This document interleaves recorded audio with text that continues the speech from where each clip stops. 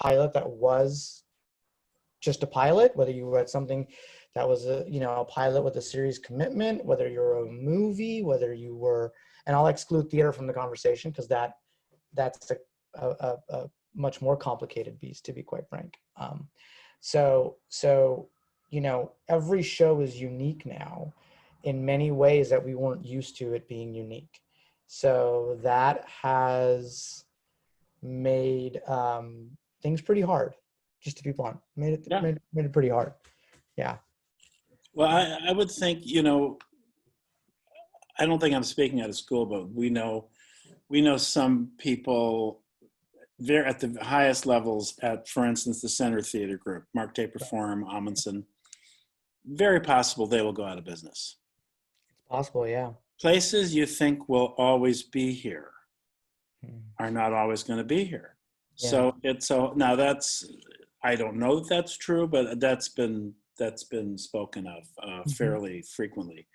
And there are, so we're dealing in such a shiftable landscape. That's why it's really helpful, and so appreciate you being here, because we only know a small amount and a bigger amount than we do, but none of us know everything. It's such a fluid, weird situation. I mean, one of the things we're doing, just so you, and I'm curious about your take on it, because we had to shut everything down, of course, the studio, and go immediately online and immediately onto Zoom. And that was a little weird at first. I've gotten to actually like it because we just decided to try to use the format for what it is and not try to fit something into the format that doesn't feel like it belongs there. Mm-hmm. So we've been doing a lot of original actor-created content with certain guidelines. And a couple of the things have been, well, I would say 80% of the stuff that came out of that was very good. Mm-hmm. And a couple of the things are like the thing, Cameron, that you did with Abigail. Cameron, raise your hand. The one who looks like Atil a little bit. The hat and the beard. That's being developed into like a little series now. Okay. So, I mean, we are trying to just keep people engaged, because I think somebody sent me this quote. Somebody reached out to me who had read my book and reached out, doesn't know me, reached out to me because the book spoke to her. And the thing that she, the quote in the book that she threw back at me, and then when I went, oh, I can't believe I wrote that. That's really fucking good, was that, you have to keep your oar in the water, because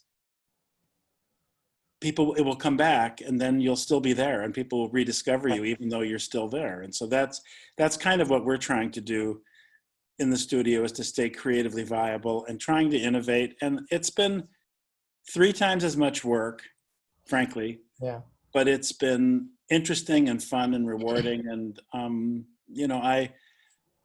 I guess that's all we can do. We're all doing all the things that we feel we can do. Sure. Speaking of theater, Travis, raise your hand. You saw Travis in the Hamlet that Brooke Markham and Kelsey did, and he was great. And that was another thing that came out of the studio, is that crazy fucking what was the running time on that, Travis? I'm not even sure. I mean, I think it was like a tight hour 45, 2 hours? No, it wasn't 2 hours. No, was it 90? Was it 90? Probably 90. Was it 90? It's hard to know when you're in it, I think. That was one of the most weird, brilliant things I'd seen. I had a lot of fun. I thought it was super fun. It was. It just was. I was really impressed, and I'm not saying that because Brooke is my client. No, it was just gonzo. It was crazy. Yeah, the rehearsal time was part of that. The fact that it was just like 2 weeks or week and a half, and throw it up and let it live and breathe was a lot of that, which was great. What do you think's permanently changed? Uh, in terms of, well, I could try to ask you to be more specific. But I think for now, for I think probably most applicable for you guys is what's changing is how you will work and how you'll get a job.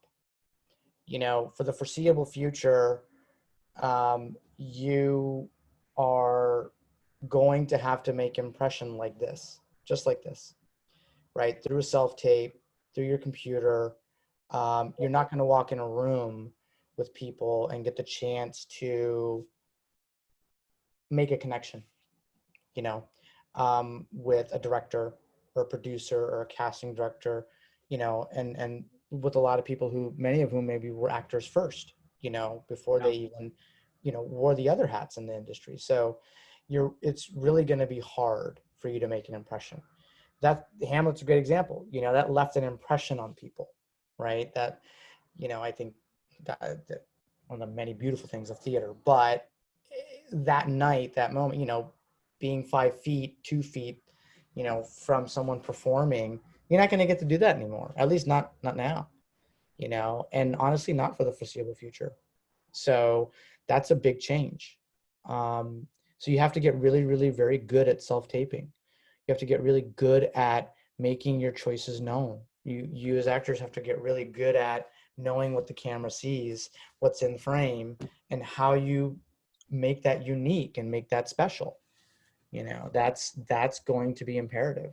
Um, so that's a big permanent change. I think how a lot of people operate and do business is going to change. You know, same for reps. Like for someone like me, like it was, if you weren't doing a breakfast or a lunch or a dinner or drinks or coffee or tea or whatever, you were, you know, in your office, on the phone, sending email, you were constantly moving.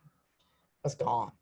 You still move, but, and this is gonna sound kind of funny, but you're basically in the same place. I'm at my house and trying to figure out the job and trying to get people jobs, but in a very different way, you know? So if you get a self-tape request and that all comes through, then yeah, I mean, that's your moment to shine. And that's a victory. Um, yeah. We've been doing, when I have people, and I'd be curious about your opinion on this. And I know other people have lots of questions, so I want to open that up. But when we do, we've done some self-tape things Yeah. as a weekly assignment, and not, and my directive to some of the students has been, you know, do something more with this. It doesn't have to be against a neutral background. It doesn't have to follow, at least for our class purposes, it doesn't Sure. have to follow the dogma of what a self-tape should be. And I've asked people to do things, and they've made these like little movies. I mean, really, they've turned them into a scene rather than just a polite self-tape. Mm-hmm. And I think, is that breaking the rule? Maybe. But I think the rules are a little bit out the window. And I think some of the results that came from that, and some of you can speak to that. Jennifer, I know you did one that was very much different than a normal self-tape. I thought some of the results were incredible. I don't know, I'll let her speak about that, but I'm curious, Atil, from your standpoint, if somebody gives you a self-tape that's Yeah. really good but doesn't follow the so-called rules. And now we just did that in class as an experiment, but can you Mm-hmm. take that into the real world? Sometimes it's rare, but you can. I mean, for the most part, yeah, you want the self-tape to be that default tape, but there are times if the material calls for it, allows it, and you're still able to make a profound impression, then I'm all for it. It comes down to that. It comes down to making an impression, you know, and if you believe in that moment that doing something drastic or different, it doesn't even have to be drastic, just different, you know, even something as a simple move from standing to sitting down, you know, which a lot of casting offices would frown upon. If you feel that it's that important to helping you create that moment, then do it. You know, it can go a long way. If you find something in the material that, you know, maybe the writer left a little bit of space there, you know, for you to do something with it. Right. And that's then maybe that's where you do something with it, you know? It's tricky. I tend to play it safe, you know, with my clients. I tend to only push when I know the casting director will allow it, you know, when I know the casting office. When I can preface it, maybe if I have 2 takes of something, say, you know, take a big shot in one and then give me a safer one, something you do on set anyways, you know, Michael, you know that. So, Yeah. right.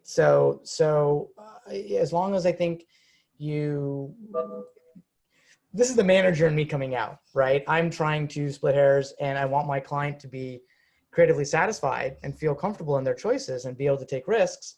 But then at the same time, I'm also hedging my bet, right? And getting one that's safer. So that's just the blunt honesty there. But yeah, if you find it in the material and you really believe that you're going to stand out or make a difference, take a risk. So what I take from that is do one that follows the rules, and if you want to do one that breaks the rules a little bit, submit both, and someone with the wisdom of you will decide what's Yeah, best I to submit. hate being a filter, you know, but look, it sometimes works to our advantage. Oftentimes you have to look at it this way. And I don't want to speak for other agents and managers and reps and stuff, but something that I like to do is, you know, I might have, I might take a self tape from one project and use it for something else, right? So it's not uncommon for you know reps to do that. So I might see something, you know, you might make a tape for Chicago PD, and maybe that didn't go further, but you took a few risks in it or something, and they're casting, you know, I don't know, Hawaii Five-O or some other crappy network show. Wait, I didn't say it was crappy. It's not crappy. It's not It crappy. is. You're among friends. So, you know, I might use that tape, especially if it fits, you know? So a lot of times, those riskier choices or those bigger choices or those off the page things can really help your reps. You know, it does with me. Yeah. So I say go for it, but do it in concert and collaboration with your reps. I hear you. Yeah. I've got other things, but I want other people to Yeah. just raise your hand if you want to ask a question, and we'll get to it. Rachel. Hello, how are you? Thank you for doing this. You're more than welcome. Yep. So just to piggyback off of the Yeah. self-tape conversation, do you think, and I know it would be case specific and we would have to ask our reps what they would suggest, but because it's a self-tape and we just get that one shot, and sometimes we don't get the script and we don't know what's fully going on in the storyline, and that's why it's so great to get in the room, because if sometimes that little minor adjustment or that little bit of information that we wouldn't have gotten takes us to a whole other place. So I know sometimes if you do smaller roles, they'll say, hey, throw 2 takes in there, but I'm just wondering, in this new landscape, would it be beneficial for us to say, let me put 2 versions of this on tape and send both, and then I guess hope that my manager would have the time to watch both and see what to send. I'm just trying to see if, like, how could we position ourselves to give us the best opportunity without giving us such a narrow space to go down, you know, because sometimes if we're given some information or a backstory that changes the whole thing, and then it's like, oh, okay, or we have 2 ways that we see this, and could we just say, well, I'm going to go for it and try both ways and see if they'll look at both, you know? You could, I mean, you could ask your manager first. You could ask your, you know, and say, hey, do you know, is it A or B? You know, Yeah. and any manager, you're not putting them on the spot. It's, you know, clients ask me all the time, you know, which one is it? And if I can't get the answer, if I don't know the answer, sure, I might say throw two of them down. Look, I mean, I just had a client go on tape for a movie, and it was literally 9.5 minutes long. That's how much scene work there was. 9.5 minutes. And I was like, what is this? Every scene in the movie? Like, so in that instance, I said to my client, like, you know, you do you with it and make the choices you want to make. And I think there was just one of the scenes where he did it twice. And I'm a bit of a stickler. If a client does 2 takes or 10 takes, I'll watch all of it. But that's just me, right? That every rep is different. But in order for me to do my job, in order for a rep to do their job, I need to know where you're coming from. So it should be a collaboration on that level, not a filter on that level. Okay. So at the very minimum, yeah, give it 2 takes. And you're smart, Rachel. Use your judgment. If it's a 5-minute long scene, yeah, you might only get 1 shot because it's not just that your manager's going to watch 1 or 2 takes or 3 takes, whatever, fine. But the casting office is getting 1,000 takes, right? So they're getting too many to yeah. So really, I think it's use your judgment. If it's short and sweet, yeah, throw it 2 takes. I would advise that. Yeah. Especially if they're not giving us any information, especially if you've asked, definitely give them 2 takes. But if it's really long, you have to take the risk and kind of pick and choose. Yeah. Yeah. No, thank you. Yeah. Yeah. I have seen some auditions where I've coached and it's like 12 pages, 13 pages, and it's like, let's just shoot the fucking movie because seriously, it's like it's ridiculous. You need all this, and P.S. there's a 24-hour turnaround time. Right. Right. So, I mean that kind of leads me to another thought, and that is training. I mean, there are actors who have. There's all it's like a smorgasbord. There's so many different schools of thought and all that. And I'm personally agnostic about all of it. I think whatever works for you is the best way to go. And I see that as my job is to help you find what works for you. Right. But given the new landscape, is there any change in how training fits into that? This is a question I'm grappling with. Well, I'm going to answer this with something you taught me, Michael. Uh-oh. I hope it's good. What are you good at? What are you good at? What do you know? And I go back to that a million times. Do you credit me? Do you give me credit? I give you credit every single. Have you not gotten the checks in the mail? I have not gotten 1 check. Come on, man. Credit you all the time. How many of my clients have you trained now? A lot. So I to kind of answer that, look, I'm a big believer in training, and it's different now, obviously, but I think that there are more resources available now than ever before. And if you really know what you are good at, you really know who you are and what you can do, you really believe that, great, then go focus on what you're not good at. Force yourself to do that. Find someone who's going to force you to do that, whether that's a great coach like Michael, or your friends or colleagues or coworkers or a boyfriend or girlfriend or whatever, anybody. Just, find that person who is going to push you in that direction. If I could give any of you advice, the best thing you can be doing for yourselves while you are stuck like this, or while we are all like this, answer the question, what are you really good at? What do you know? What do you know? And then focus on what you don't know. Every single one of my clients, one of whom, many of whom Michael knows, but when quarantine sort of hit and we all shut down, like Michael, I don't know if you know this about Wyatt, but, he was kind of, client of mine was kind of, he was just getting a little stir crazy about it all, as we all were. And I said, all right, well, I got a project for you, a challenge for you. And he goes, what's that? And I go, make me a loaf of bread. And something he never knew how. He knew in theory how to do it, but he never done it before.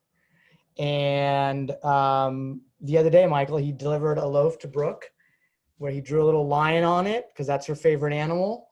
So 2 of my clients there who have worked together on stage in Michael's class have yet to find themselves working together, but maybe I can get Wyatt on Brooke's show or vice versa. But yeah, and now I kid you not, I don't know how many loaves of bread he's baked, but the last one he brought over to me, tasted better than the $20 loaf I bought down the street from the bakery. So yeah, or 18, whatever the hell it was. So I was like, how about I just give you flour and whatever you need and you go make the bread for me now. He's gotten really damn good at it.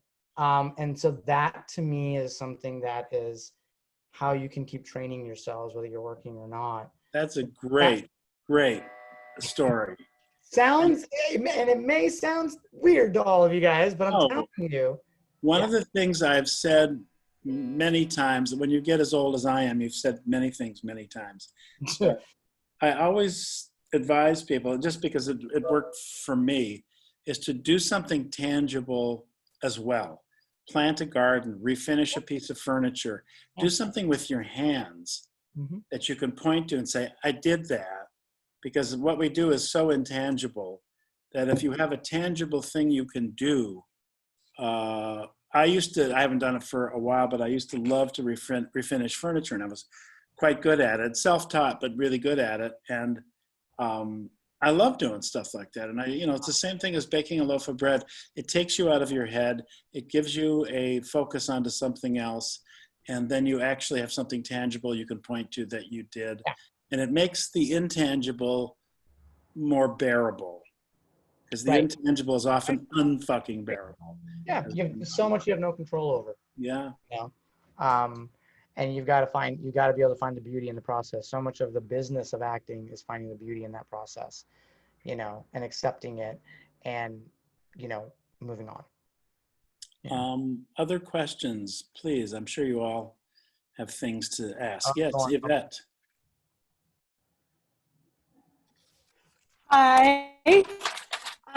So my question is, when you cross paths with new actors, such as like actors with a couple of like non-union film theater credits, what do you look for that helps influence your decision-making on whether or not you want to collaborate with them? Good question. For me, I can't speak to other people, but for me, it's really simple. Just make an impression, make me smile, make me feel something, make me smile, make me cry, make me laugh, just hit me. Pretty much every client I have, right away in 30 seconds, I saw something and it just hit me, and it could have been something as simple as, I say this about Brooke all the time, like, when I saw her on her showcase, I was literally sitting there and looking at the book of actors, and between each sort of scenes that seemed like they were doing, someone would come out and sing, I forget, 16 or 32 bars of a Broadway song or show tune or something like that really quick, and then just jump off. And that was their little transition piece. And that's how I saw Brooke the first time. Kid you not, will never forget the yellow dress that she wore, the smile on her face, the way the vocals hit me. I was blown away. And I was like, I want to sign that girl. Like, it just happens like that. And so I think if you're simply doing good work and you're doing work that you're, believing in, and you also may have doubts, but that's what I look for. Just that impression is so important to me. And I think pretty much all of my clients in some way, shape, or form made that kind of impression. Like, I'll never forget the first time Kylie walked into my office. Michael's shaking his head. I'll never forget the first time. A lot of my clients, like, it just hits you. And so I think if you're doing work that you're really proud of and that you believe in, it's going to shine, it's going to show. So whether it's union, non-union, whatever it is, like, it could be a commercial, it could be, a music video, whatever. Like, I'm looking to feel something. And it's kind of, I talk about this as well. It's that blink of an eye factor that we all have when you just enter into a scene on the screen or on stage or in an office. And I won't tell a long story, but Kylie Bunbury, who's a client of theirs, who Marcia McManus, who I've known forever, it's just how I know Atil, is Marcia called me up and said, you got to work with this girl. She doesn't have any money, but you got to do me a favor. You got to work with her. I think she's got huge potential, and I'm going to send her to you. I said, okay, Marcia, whatever you want. I'll. Marcia's done me a lot of nice favors, and of course I would do it. This young woman walked up to my door at my house, and my jaw dropped. First of all, she's physically very, very beautiful young woman, but it was not that. It was something else. And like what you're talking about, she just had a life force that was so immediately there, and she was undeniable.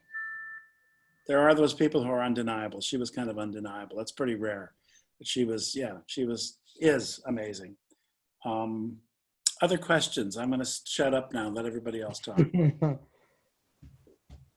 Yes, Cameron. I just had a quick question about the way that new media is forming. You know, we're seeing a lot of TikTok. We're seeing a lot of Sure. really short things. I just wanted to know if you could speak to how the mediums are changing and how perhaps actors can pivot to maybe do some forms of media that weren't maybe thought of before. And you certainly can. I mean, whether it's TikTok or Quibi, is a good example of that short form style. Both, of course, very different from each other in their own way, but that very short form style. I mean, yeah, look, there's no harm in making content. There's no harm in whether it's short, long, whether it's for a platform like TikTok or Instagram, or whether it's, for your own website or for you want to enter into a competition or something. Like, there's no harm. But here's what I would say. It's really know your medium and know the audience you want to target. So if you want to start creating content, there's two kinds. There's content you create as an actor for yourself. That's for you. Then there's content you create for other people to watch. So if you're going to do that, know your audience. Every filmmaker, every producer, casting, we know our audience. That's our job. So if you're going to start doing that as actors, you have to shift. That's what I tell my clients. If you want to make your own stuff, you got to pick. Can't do both. Either do one for you and make it for yourself and be proud of it, then maybe we can find a home for it. Or know your audience. If you're going to do the TikTok thing, great. Find out. If you can't name me the top 10 people on TikTok right now, then I'm not trying to pick on you, but you know what I mean? Then you don't know your audience. So that's what I'm kind of getting at. So if you're going to start creating, and you want to do it with a business hat on, with an eye to find some success, you got to know what your competition is doing and who your audience is, and really target it and build it that way.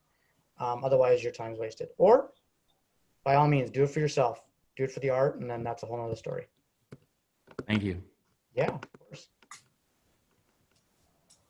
Lainey. So I've got a question about union status.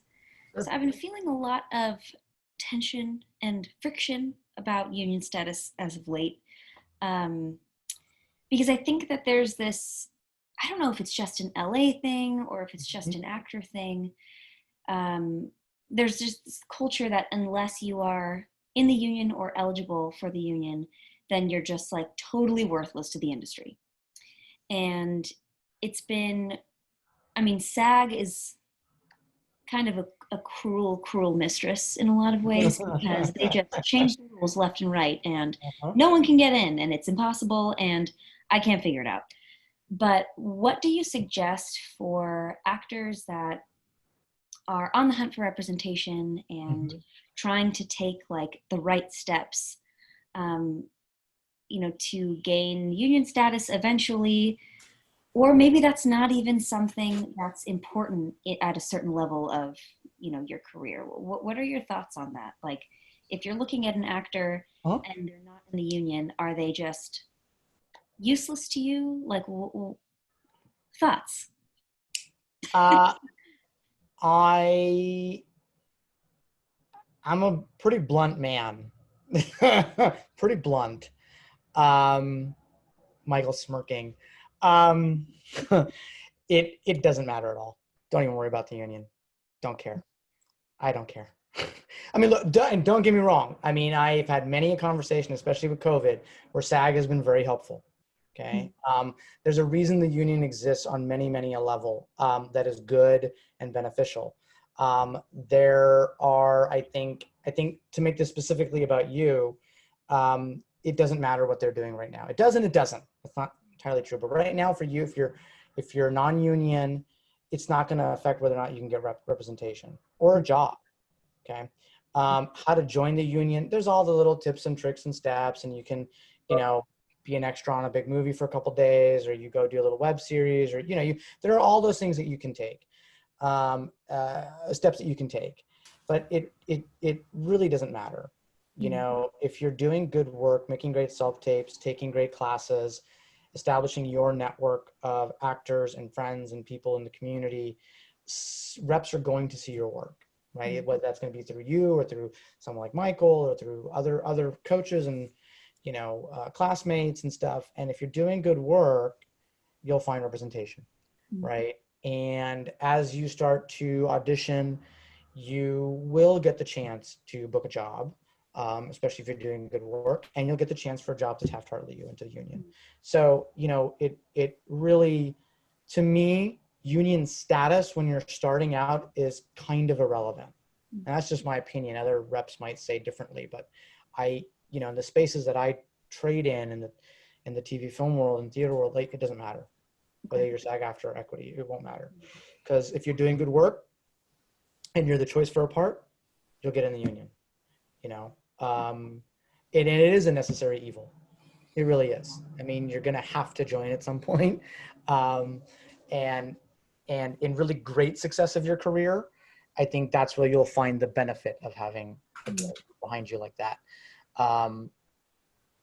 And one of my clients very early on, she, her first job is actually kind of getting in the way of another job potentially. And, SAG has stepped up and, they're the 800-pound gorilla in the room and, has basically said, well, you big bad network, you're telling this young kid who only makes X amount of money a year and don't even have start dates or production, and she can't go do this other job that's ready to hire her and pay her, and go ahead, sue her, because if you sue her, you're going to sue us. Go ahead. So there are instances where, in that example, her, I'm trying to be vague because I don't want to use names. I called up the guild, explained the situation, passed along her deal, and their labor attorneys got on the phone with me and said, yeah, no problem. She can go do the other job. We don't care what the network says. And when the network said no, the labor rep for that network got a phone call saying, yeah, we might have to let her do this because SAG is calling now. So clearly her reps did their job and you can't stop her from doing this other job, even though she signed a piece of paper that says that they can. So now they're just sort of staying quiet and the other client's going to go on and do the job. So, yeah. Gotcha. So there are instances where they're very helpful. Yeah, totally. Thank you. Yeah. Other questions? Yes, LJ. So Atil, how does an actor go about breaking typecast? Breaking typecast? Yeah. That can take a long time. It depends. There are circumstances beyond everyone's control. When you get stuck and you're playing the exact same guy again and again and again and again or something like that, it really takes a lot of work between you and your team, or to start to really stretch the envelope and really start to push that box. It's going to be a lot of self-taping and for things that casting offices don't think that you're right for. It's going to be a lot of pushing people to see you differently. That might mean changing your physical appearance, cutting your hair, this kind of, or whatever, wigging yourself, or, sometimes you just have to take big leaps like that in a career when you're stuck, and really take some big risks. And typically you got to do that in concert with, all your reps, and everybody's kind of got to be on board. That's all really important. But that's kind of, it just takes time. The right material has to come along, the right casting director who has to sort of believe in you that you can, you know, play this other part and give you a shot. It's hard, but it is doable. So it just takes finding that right piece of material, that right role. Is there any way to create my own material to You push can things? try. Yeah, you can try. I mean, there's no harm in that. I mean, you can certainly try. You can certainly try to, whether, you know, like a good stand-up comic creating a character, or like a good, you know, like pushing yourself. But you're taking a real big risk, and it's got to be brilliant. It's like us trying to write Shakespeare. You know, like you've got to be really awesome. I would rather say to you, go find that piece of material, whether it's a great play, whether it's, you know, from a TV show or movie, you know, a great monologue or a great piece, just something to give you a tool to show people that you're not what you're being typecast as. Something slightly recognizable. That's what agents, managers, casting offices, that's what we'll really look for that and respect that. Great, thanks. Yeah. Other questions? Gareth, and then I'll get to you, Dana. Gareth, go ahead. I was wondering if reps are still looking for new clients right now, or like if they aren't, when you think that might pick up again. And I was also hoping that you could talk a little bit about how you ended up in your career path a little bit. Sure. So yeah, I mean, we all are. I think any good rep is always looking, to be blunt about it. But every rep, you know, I mean, their companies are in different positions, and obviously it's a different time or different world. You know, some people are losing jobs, some people are being furloughed and laid off. Some companies are closing up shop. You know, some companies are pivoting and shifting their business models. But at the end of the day, I believe you're not a good rep if you're not always looking. You know, whether I'm watching a TV show, movie, getting a self-tape from a class, whether it's someone, and I'll keep referring to Michael because I think of all the different coaches and stuff, I probably have the best relationship with him that I work with. It might be someone as simple as Michael sending me you know, a link saying, hey, so-and-so did great work in class. Like, I think you should see this, you know? So kind of always looking. Timing right now isn't great, not gonna lie. Like, you know, I will probably, coming out of COVID, when we do come out of it, probably will have parted ways with more people than have taken on people. You know, but that's just my business model right now. That's just working for my business right now, right? That's just the way it is. So I think that, yeah, everyone's slightly different. You know, you talk to an agent from CAA, they're probably not looking. You know, talk to an agent innovative, yeah, they might be, you know? So it just depends. Yeah.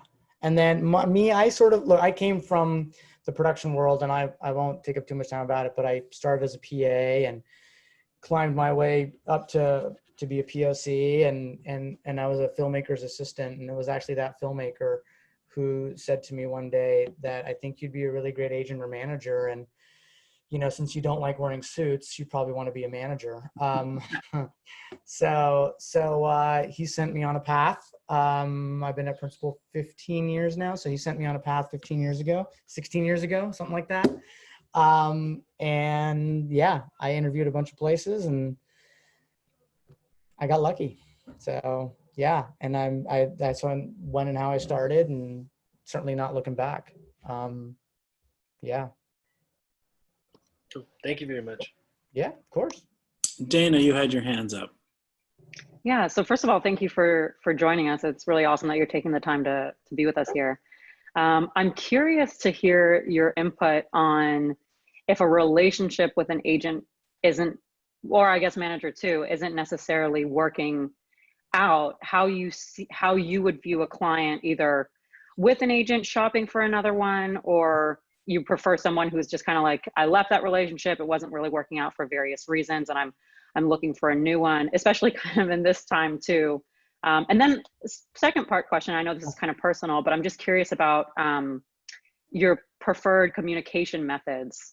If you're pretty much just really lax of emails first, or text or call, or kind of where you stand with how you prefer your clients communicating with you. Okay, got it. To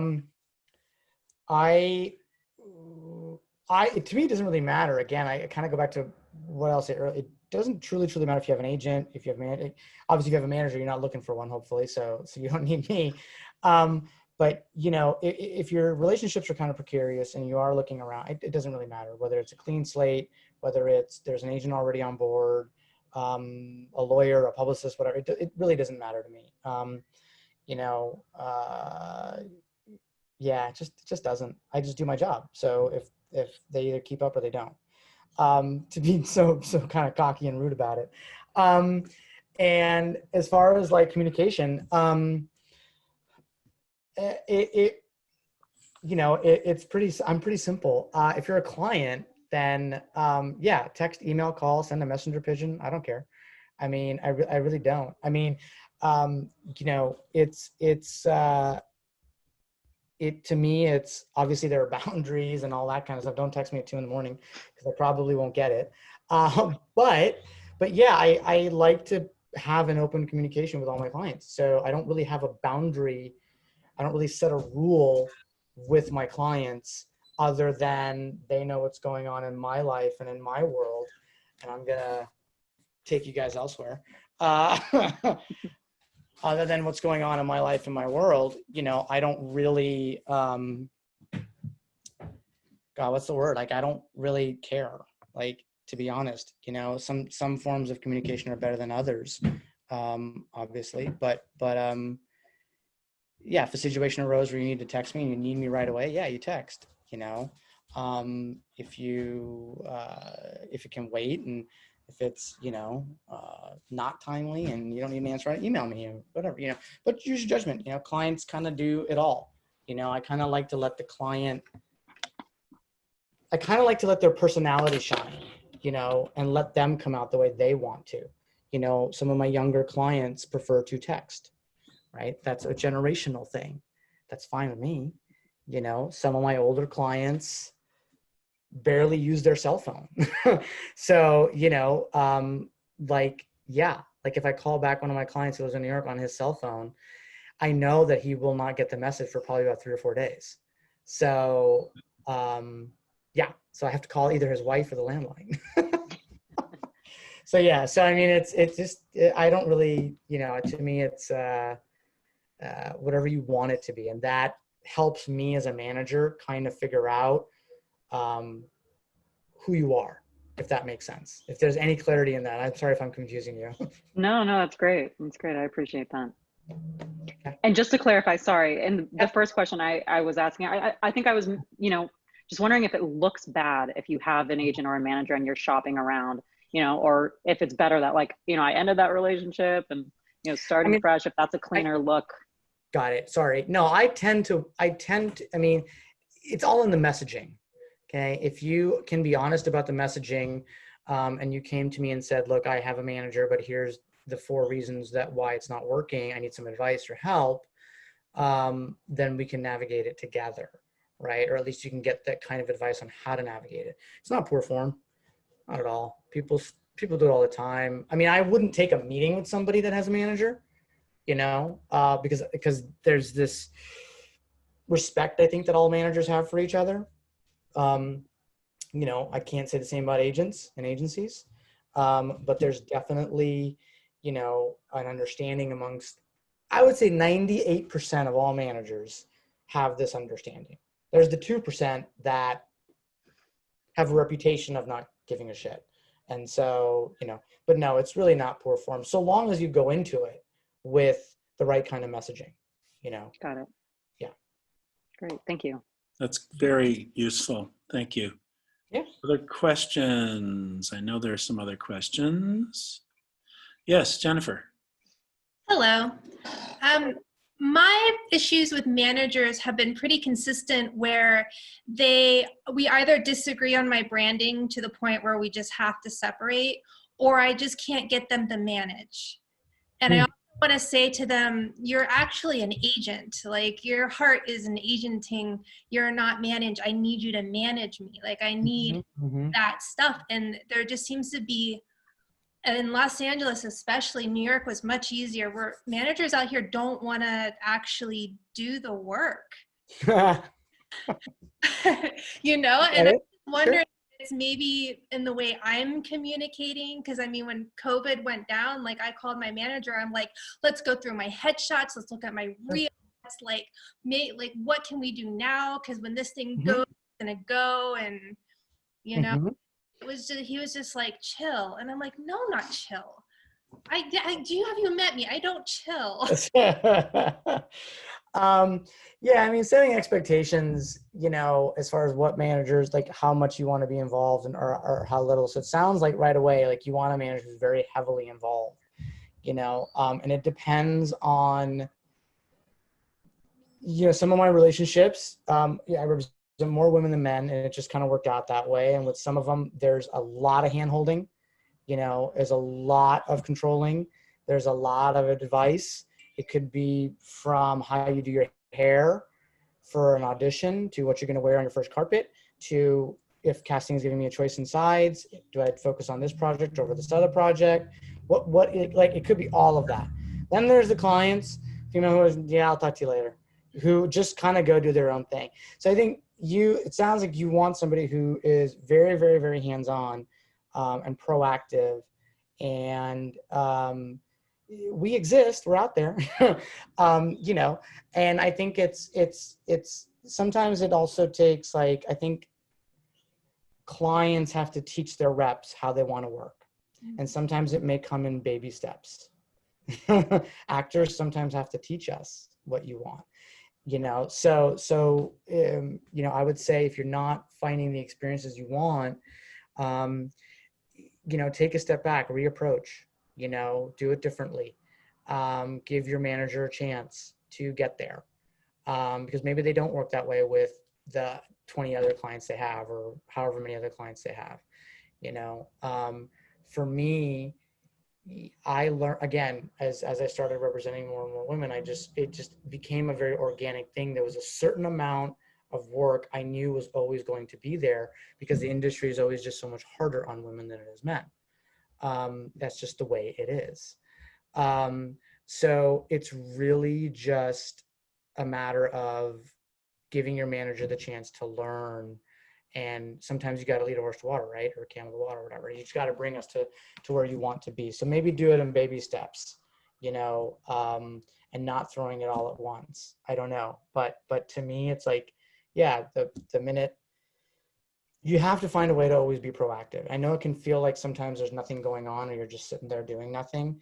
But if I'm doing my job, when the opportunities do come, you know, each step for you is building a relationship. And so that should be part of the conversation. It shouldn't just be, here's an audition, go make it happen. Like I think if that kind of dialogue starts to exist, that might make you feel better about what your manager really is doing, and how they're doing. And then you may also have an understanding, like, maybe this manager isn't for me. Maybe he is, maybe she is, but you know what I mean? Like, I think that kind of back and forth is really important. You have to know how to work with your team. That also makes your jobs a little harder. Yeah. So I hope that helps. I did, you know, yeah. I think you're right. It's just a personality thing, and it's just finding that person you have that personality click with, and then, Sure. yeah. Thank you. Mm-hmm. Other thoughts and questions? Emma, and then Chris.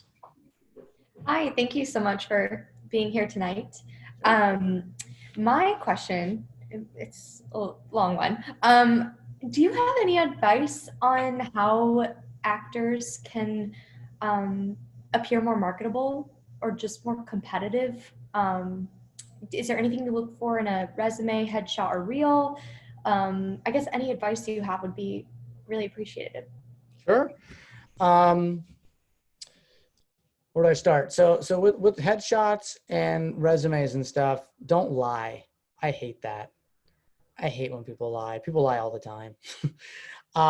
You know, and if you put something on there that we might know the casting director or a producer, you know, if there's any genuine interest when I look at your resume, I'll probably fire off 2 or 3 emails, and I don't want to get an email back saying, wait, what? Who?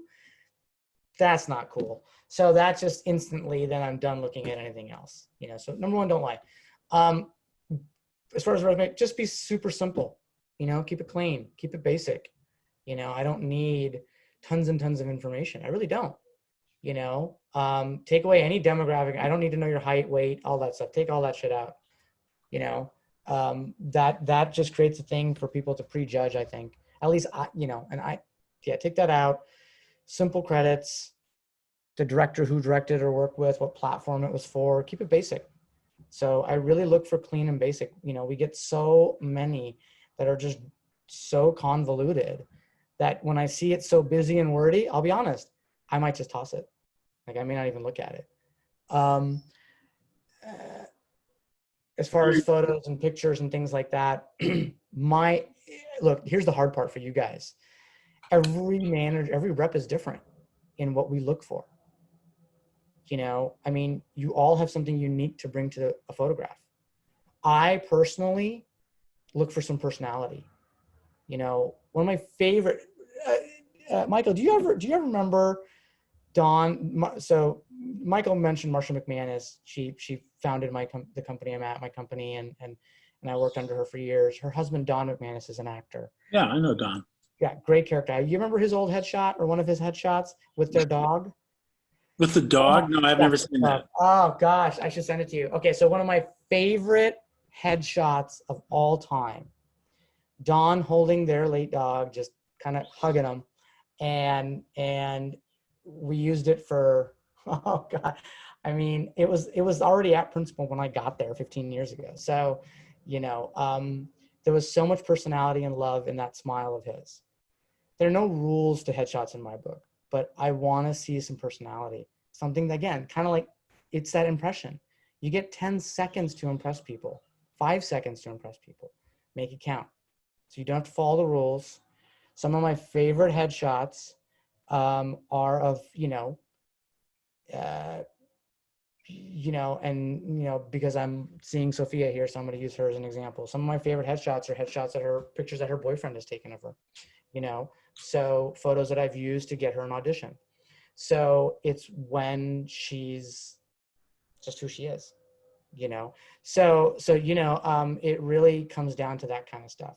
So for me, yeah. So one of my clients, she's a beautiful singer and musician, and she rarely plays the piano. I said, but I used to use one of her headshots from back in her New York City days when she was sitting playing at a piano that her brother, who was a musician, took of her. So none of the professional shots that people spend hundreds, thousands of dollars doing. Some of my most successful, hell, Kylie's first headshot, I took it on the roof of our building. And to this day, if it ever surfaces, she'll probably kill me. But there was a tremendous amount of personality in it. And there was it was just me and her taking pictures, So really try to bring yourself out in those ways to make yourself more marketable, to make yourself stand out. I would say 90% of the stuff we get is very textbook. So be the 10%, because that's what I'm looking at, right? I think people there is a dogma about how you're supposed to do all this stuff. Right. Picture has to be this way. The reel has to be this way. And 90% of the people are formulaic. And to your point, Atil, about how you need to respond to something in the blink of an eye, whether it's through a picture, whether it's through a scene that you see, that's the lesson. It took me 100 years to learn personally. Mm-hmm. Personally, it was very hard for me to learn that lesson, but it's the lesson I try to impart to people, because it is all you have that's different. All you have is what's different, why you're different from everybody else. Your unique personal fingerprint is all you have. Talent being a commodity. There's so much fucking talent. It's crazy. So Emma, what I would say is what I would say to you if you were my client, go do something you love and have someone photograph it. Doesn't have to be a professional photographer, but just go do something you love and have someone take a bunch of photos, and then try to find the one that makes you smile, and then use that. That's great. Thank you so much. That was so helpful. Okay. Chris, you had a question, did you not? Chris Frost? Yeah, it's a two-parter. Is that cool? No. Okay. Yeah. Okay. Yeah. This kind of follows. Nice to meet you, Atil. Thanks for doing this. Sure, nice to meet you. So for the future, I mean, we don't know what's going to happen, but hopefully I would think that once the pandemic is over, whenever that happens, hopefully soon, we're all going to be itching to have some kind of human auditions and whatnot. I guess my first question for you is, do you see once this pandemic is over and we're safe and we can get back, do you think some offices are going to, is the business going to change so much that because of convenience, they're going to go, hey, we don't have to schedule a session and bring in all these actors and we can just do it online? So I guess that's my first question is, do you think that that's going to continue even when this is done? And maybe I'll let you answer that first. Sure. The answer is easy. Yes. I could tell you, I'm not going to name the casting directors, but there's probably more than 10 that I've spoken to that have all said to me, yeah, I don't know why I ever needed to spend money on office. We also represent a lot of casting directors at Principal and have helped in doing a few of their deals. And, the direction I'm seeing it go is, yeah, they don't need an office. Studio's not going to pay for one, and that in-person stuff may be reserved for work sessions, testing, chemistry reads, that kind of stuff, yeah. So the first part of your question, the answer is yeah. I do think it's going to change how you guys have to get jobs. Yeah. Wow. Okay. Well, thank you for that. And then, so the second part, like right now we're already doing, like my theater company, we're doing a quick plug, Road Theater. We're doing our first virtual play reading. They normally do it in person every year. Obviously now we're doing it.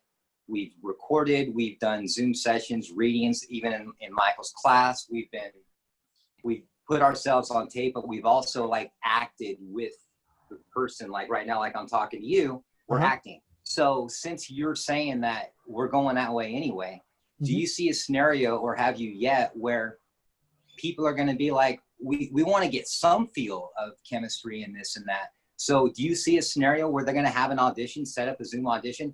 Chris, you're going to read with Gary Sinise, the lead of blah, blah, blah, whatever, and do a scene that way? Or you don't see that happening? Yeah, it's already happening. Yeah, absolutely. Okay. A client on Wednesday, doing a work session for a new project he's testing for, and everybody is in different parts of the world, really. And so he's gonna have to read with somebody, multiple people. So they want him to block out X amount of time. They've sent over detailed technical instructions. You want to talk about pages and pages of material, holy crap. So in how they want him to Zoom, test his internet connection, Zoom, have us set up at home, because they want him to tape at home as well, while they record as well. And they're going to collect all these tapes and then put it all together and then send that off to the studio as the test. So yeah, it's happening. And I think that as people get better at it, and by the people, I mean, casting directors and studios, and as they see the advantages to this way of doing it, I think a lot of them are going to keep making people do it. Obviously none of us can predict when this changes or goes back to a normal or whatever that even looks like. But I do think that, most people in this business, if something's working, they're not going to change it. So if they're able to successfully cast, produce, and shoot a show, a client of mine is on All Rise, and they did, an entire season finale via Zoom.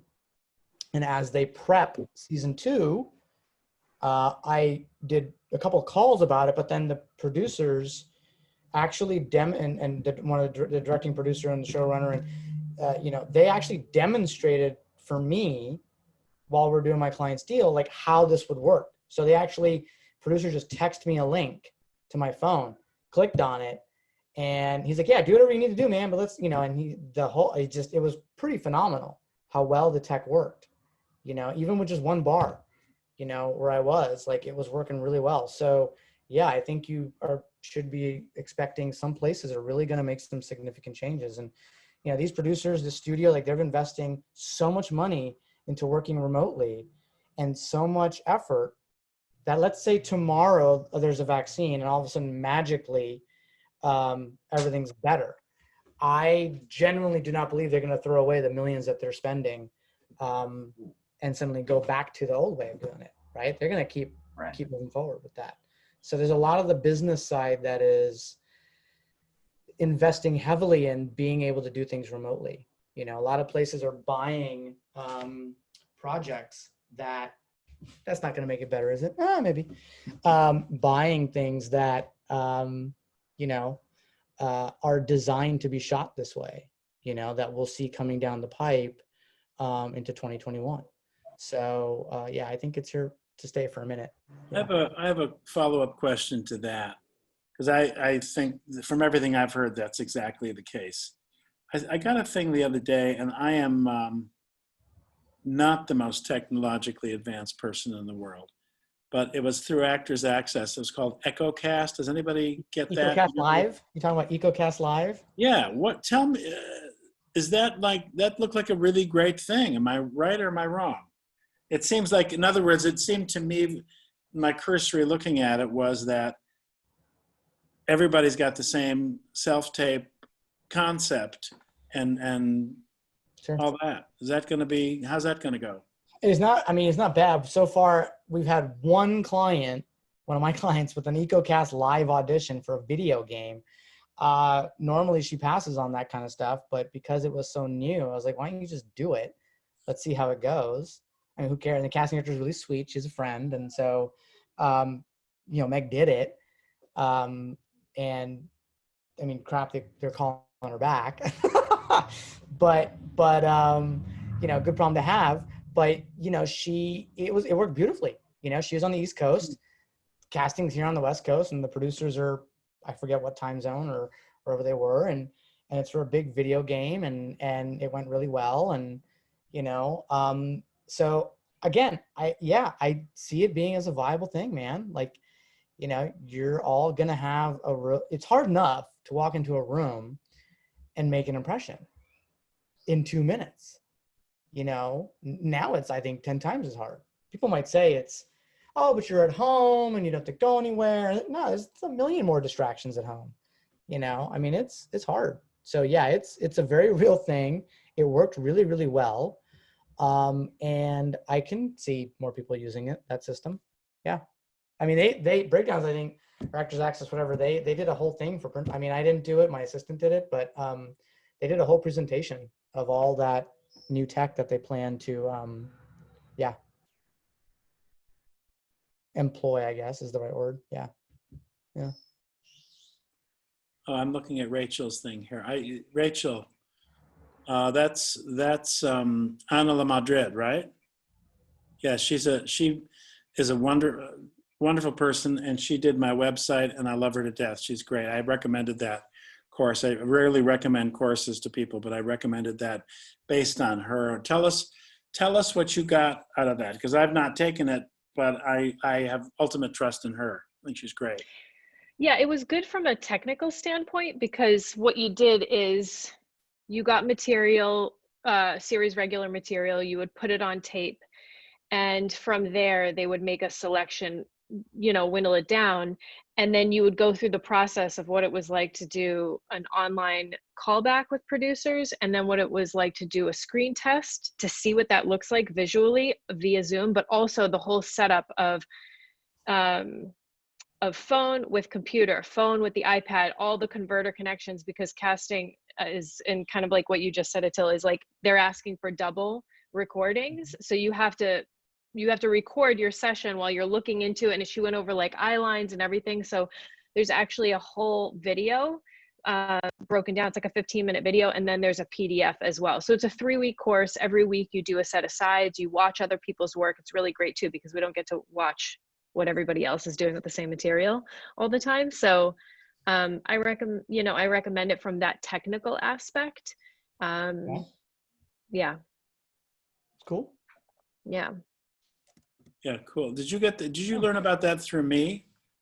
No, I actually, and this was something else I wanted to tell you guys too, is there's a podcast that I listen to. I've been like was blowing through it in quarantine.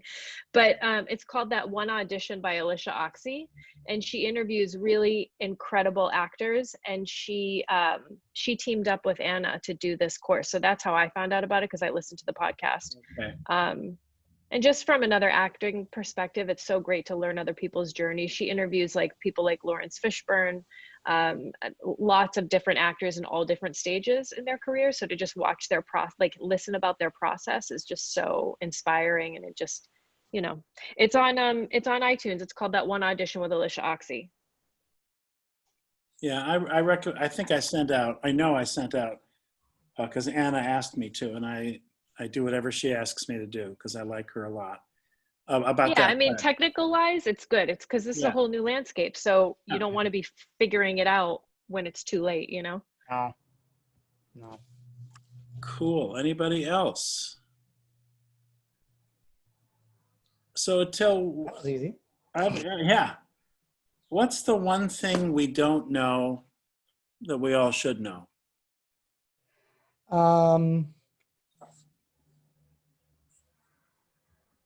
That's a good question. Man, leave it to you.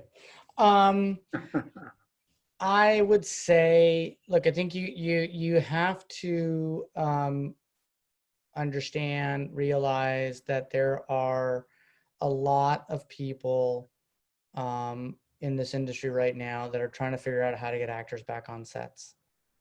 Like a lot. And there's a lot of, there's a lot of a lot that is dependent on that for the big companies all the way down to the small mom and pop shops and, down to you guys. So just, as hard as it may feel and seem and be right now,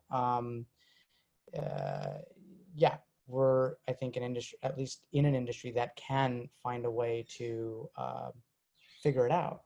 There are some industries that are just fucked, so, where they don't have a chance to go back. So at least I would say, what you guys probably don't see every day is, the countless emails and phone conversations. And I mean, I've never spoken to SAG more than since March of in my entire 15-year career. So, as a rep. So, there really are a lot of people trying to figure this out so that you get opportunities, though they may be few and far between, but there's a lot of people really working really hard to try to get this Hollywood machine running again, Well, yeah, I think the vested interest is it has to. It has to. It has to. So it will in some new way that even today we might not be able to fully understand. I mean, the thing that I find difficult personally is I'm so much older than everybody. I find that difficult. But the learning curve of just, I can't, I need a personal tech assistant, basically. I need a live-in IT person at my house. And I would happily pay for that because I can't possibly, my files are full. I can't take in anymore. And so that's a personal challenge that it hasn't been a big problem up till now, but I know a lot of actors my generation are having that problem. It's a brave new world, and we're not exactly cut out for that challenge from a technical standpoint. So that's I mean, I don't have an answer for that, and I don't expect you to have an answer, but it is, we have these huge shifts in the industry, from silent pictures to sound pictures, from movies to television, from television to cable. You can go back 100 years and look at all the shifts, and it's always presented great opportunities, and it's always presented places where people just died on the vine as well. Yeah. So you kind of have to decide what you're going to do, and the default position that I have is that it still comes down to what do you know, and how you present your personal fingerprint through a meeting, through an audition. What is it that you can bring to something that nobody else can? Having the technical barriers for me, I only speak for me here. That's a challenge, but I haven't had any auditions for a while, so it doesn't. When I do, I'll probably freak out. There you are. You'll have some time to freak out, though, hopefully. Oh yeah, I'm sure there'll be quite a bit of time. I think I'm on the 19th hole. Other questions, thoughts? Sophia. Is this legal for me to ask you a question? I I have been, I think, reading a lot about how, especially like on the network level, a lot of the more consistent jobs that are like co-stars, smaller stuff like that, that would consistently get turned out aren't happening as much because like the bigger budgets are the ones that can go back into production. And I guess my question is, do you think as stuff tries to start up again, is the new landscape going to be beneficial for newer actors, for actors who, you know, are breaking in, or do you think that the more close knit everything becomes, the more they're just going to want to use the people they know, which would fully make sense? Good question. I think that you guys are always going to battle. I think when any actor is starting out, you're always going to battle a casting director or producer, even reps. You're always going to battle who people already know, regardless of the situation you're in. One thing about this industry is, you know, no matter how much success you find, your name is always on a list, right? You're either, sometimes you're the top of that list, sometimes you're the bottom of that list, sometimes you're somewhere in the middle. So, so you're always going to be battling that part of it. I think that more specifically with where we are right now and how some shows are going and not going and what it kind of looks like. Yeah, I think there's going to be, there's going to be a reluctance to, you know, write as many roles. That is a little unfortunate. You know, will that be for forever? Probably not. You know, if there are great recurring arcs that usually an LA or New York actor would have access to, but films in Vancouver or Toronto, for example, they may not want to travel someone, you know, they may not be able to. So they may have to be forced to find, you know, someone locally, or they might rewrite, you know. And so, and the same can hold true for LA and New York. You know, they may not want to bring an actor in from LA. New York, if it's a New York-based show, they might say, you know what, it has to be New York local only.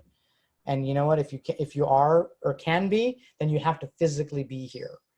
I forget how she would do it, Sophia, but Alexa Fogel used to do this, where she would list on her breakdowns, crap, I'm going to get it wrong, or at least when she would send us casting notices, you know, or her office would, you know, has to be, you know, has to like live in the tri-state area and currently be, you know, there, something like that. So just one step beyond New York local, like, you know, so, you know, you really, I think that's gonna take sort of a foothold with a lot of shows. So yeah, there may be less work, but in general, there's going to be less work for a while. It's just the way it's going to be. But yeah, smart question. And yeah. I think those roles that when I was getting started in the industry, the roles, the co-star roles of the small one or two scene things, which is how you worked your way up and got into guest stars and recurring and all that. Those roles aren't there, or they hire them in New Orleans or wherever they're filming. So yeah, that part of it is extremely challenging. I feel, but I taking the long picture, Atil, I think that will eventually change to some extent. I think. I hope. Yeah, didn't mean to ask a really depressing question. I'm sorry. Just kind of curious about the layout. Drink up. Look, it's show business. It is a business, you know. I think there's definitely an element of that in any project. You know, a lot of it is how it's written. You know, a lot of it, especially in the TV space, not so much in the film space. You know, but really in the TV space, especially network television, you know, it's a formula, and they write to it. And so yeah, there's just inherent budgetary requirements, and yeah, so you're going to see less of that stuff. But Michael's absolutely right. You know, that's how you know, a lot of my first clients, principal, when I was still on a desk and building up, you get that guest star, and then you recur a couple of shows, and guess what? Maybe you'll test for a series regular role, and you know, as the TV business gets to know you, and then if you're regular on the show, then maybe the movie business will look at you. You know, so there was a real path to it. Yeah. Yeah, but not so much. I think the path now is going to be an unorthodox path, and it's up to each of us individually to find the way in. There is a way in. People break in all the time. We just have to be more clever, more original, and dogged in our pursuit. You know, that's just what it is, and dedicated, and trying to keep your artistry alive while you're trying to navigate all that other stuff. That's a big challenge as well. Yeah. Agree. Anything else? Let's get cheerful. Yes, Roxana. Quick question. Are you seeing more animated content? It seems like now is a good time for everyone to make cartoons and do voiceover. Have you noticed any of that happening? I have. Yeah. I mean, very active. Sure. Absolutely. There's a lot of potential voiceover work. Here's the bad news. Not to make this negative. Most voiceover artists who are quite successful at it, they record from home already. They have quite the setup, and they can do multiple jobs at once. So even though take any individual movie studio or production house that makes video games or you know, animated podcast or series or whatever it is, a lot of times they'll use the exact same actor for 5 different shows, maybe 6, maybe 10, maybe 2. So it doesn't necessarily mean there's a ton of business in there for everybody. The voiceover game is a really tough nut to crack. And it takes a long time before you can actually make a substantial living, or a living, I should say, you know, off of the voiceover game. It's really tough. But there is a lot more. That is true. Yes. There's a lot of it. I was very, very active in voiceover for 35 years. I made a lot of money in voiceover, and I loved it. And then as the technology changed, it number of things changed. And then this year, William Morris, my agent of 15 years, just closed up shop. Yeah. They just sent us an email saying, we're done. Yeah. So I went, okay, that's fine. Handwriting on the wall. Yeah, it's a tricky space to really make a lot of money in now. It really is. Now, yeah, there was a time I was in it when you could do really, really well. I think you still can, but I was very, very lucky to be in it when I was. Yeah. Yeah. Like, I don't represent any of my clients for voiceover work. You know, if they come to me asking about it, there's a handful of voiceover agencies and agents that I rely on to, you know, review material or look at it or set them up or see if there's, you know, if there's anything to be done there. Yeah. Angie, aren't you doing, or haven't you been doing voiceover work for Netflix and stuff? Yeah, I've been doing a lot of there's a lot of dubbing going on. Netflix like started to, you know, be more global, I guess, and it's picking back up again, but I don't know about like cartoon animation and stuff, but I do know a lot of live action stuff is being dubbed right now because it's stuff that's already been made and they just need like one person to go in and do a voice, you know? So it's happening now. Yeah. Yeah. Good. Take the money while you can. Exactly. Yeah. I don't want to hold you up too much longer, Atil. You've been so generous with your time. So if there's any more final questions, he's got a 2-year-old to get to bed. I know that. So anybody else have a final question before we sign off? Cool. I could ask a final question. Sorry. I think it's similar to, it's not great, but I think everyone could probably benefit, I guess. So it's kind of chiming off of Michael's, you know, last question here, but just any advice that you would give an actor looking for a manager. If like, I know it's like the biggest thing, I know you said make an impression. Is that the biggest takeaway, is finding, because obviously you also mentioned that, you know, don't lie and be genuine. I take from that, you know. So I'm just curious that like a parting word that you would maybe leave us all with, the biggest thing of getting, you know, a successful relationship with a manager or agent. I'm gonna sound pretty cliche. I mean, just do good work. You know, do good work in class. You know, in this sort of COVID time, like make great self tapes. You know, and use, you know, everyone that you have here is your network.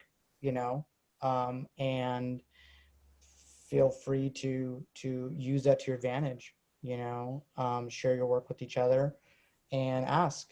You know, most of the people that I would say in the last couple months that I've looked at specifically have come through, whether it be a coach or a client or an agent or whatever. Of like, yeah, just a lawyer called me today saying, look, I watched this German series on Netflix and I just couldn't help myself. Like, I think this you know, this girl's a supporting role, but she's amazing. And so I reached out to her German agent. I Skyped with her, or Zoomed with her, and signed her. And he's like, I have no idea what I'm doing because I'm a lawyer, and she doesn't really need an American lawyer.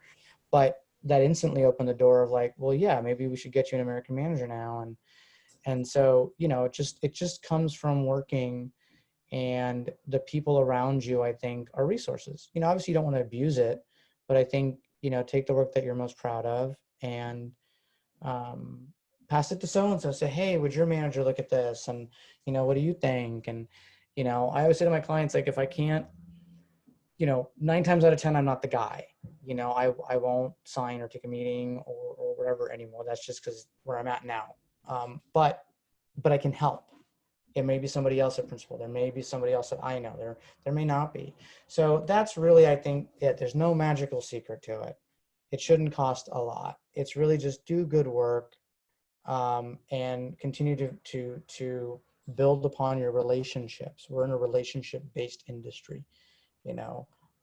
So it could be, you know, maybe you know someone through Jennifer, maybe you know someone through Travis or Sophia or whoever, you know what I mean? Like you, and that's really kind of how I think is the best way. I think every time I get a cold call or, like, not call anymore, but an email from someone and it's an unsolicited kind of thing, like I just delete it. I don't have time to look at it. So use your network. That's really the best way. Do good work, and then use your friends, family, coaches, you know, co-stars, all that to your benefit as much as you can, you know, respectfully. So that's, I think, how you go about getting, you know, represent, or at least a meeting with somebody, you know, and that may lead to something else, and so forth and so forth. So Appreciate that. Thank you. yeah, of course. Atil, thank you so much for your Yeah, of time course. and your wisdom and your, I hope I helped some way. it was very generous of you to do this, and I know I think I speak for everyone when I just say really appreciate your time and your perspective, because you know you're on the ground on a day-to-day basis, and we're not in the same way. So it's so helpful. Thank you again. Of course. Look, anything for you, Michael. You guys are in great hands. So Thank you. You really are. Bye, everyone. Bye. Bye-bye, everybody. Take care. Thank you. Thank you.